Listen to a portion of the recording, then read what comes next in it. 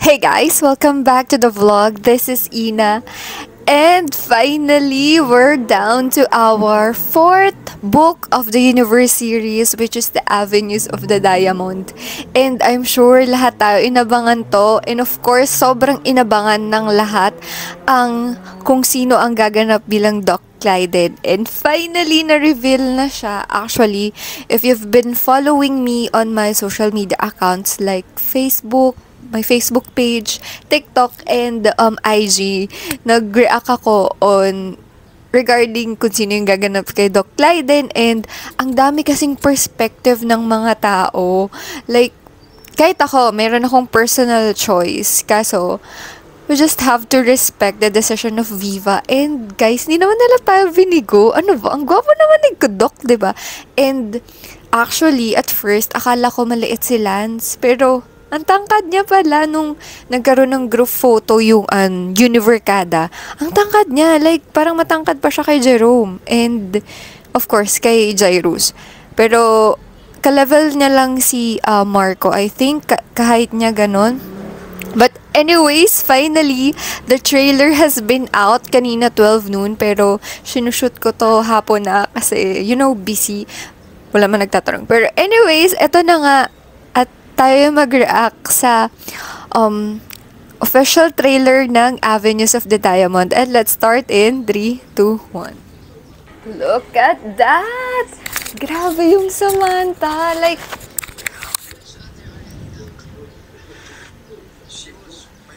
oh my God! Yan na yun yung nasa book. Ang OA ng reaction ko. Pero kasi guys, if you have read the book, as in, hindi naman tayo binibigo ni Viva.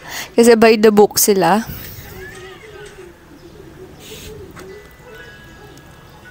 Okay.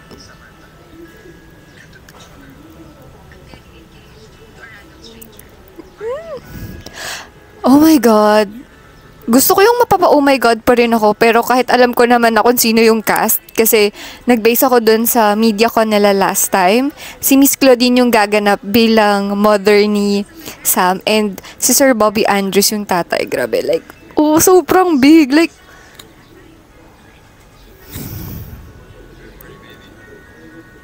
baby. I know, alam nyo yung mga yan. If you have read the book.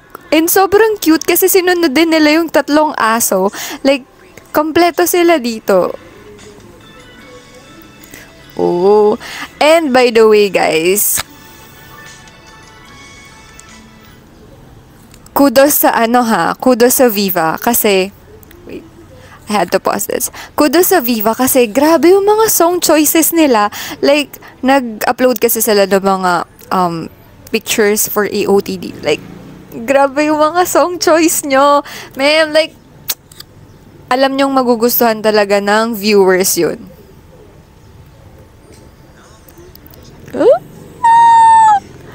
Diba? At abangan natin to. Kanina siya nagsasayaw? Kay Sevi.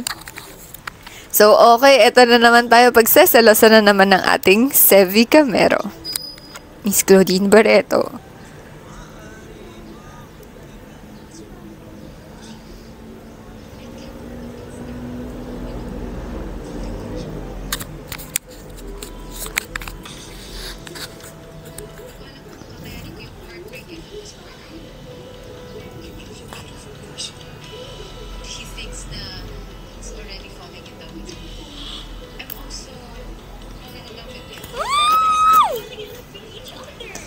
True.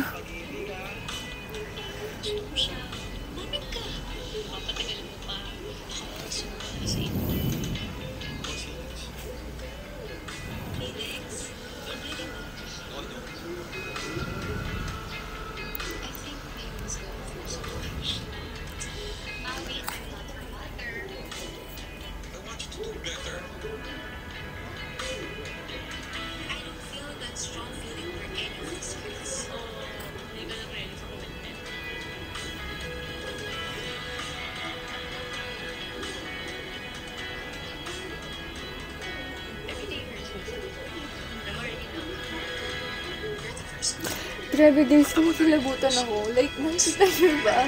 Grabe yung kilabot ko.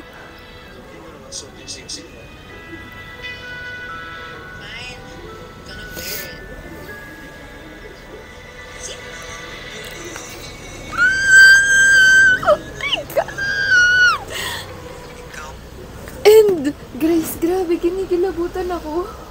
Like, nakikita niyo yung kilabot ko? Trailer pa lang to and I'm so excited to watch it on April 11. Grabe, it's the second time na si Direk Gino yung magdedirect ng isang universe series. The first one is the Safe Skies Archer. And grabe pa rin yung cinematography.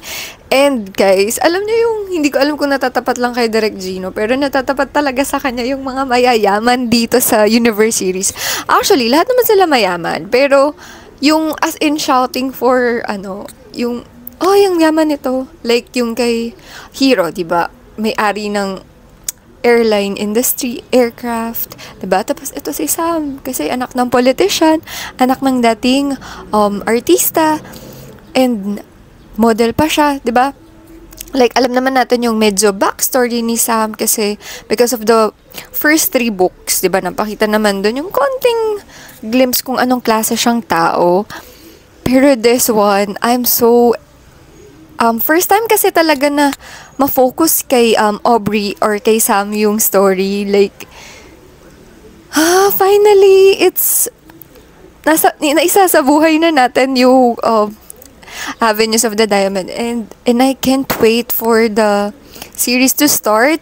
If hindi pa kayo nakakapag-subscribe, guys, make sure to download Viva One and subscribe to Avenues of the Diamond kasi magsa-start na to sa April 11, and make sure manood kayo, guys, kasi for sure talaga hindi nyo pagsisisihan kasi worth the wait ang Avenues of the Diamond. And syempre kay Sam, 'di ba? Worth the wait naman yung kay Lance.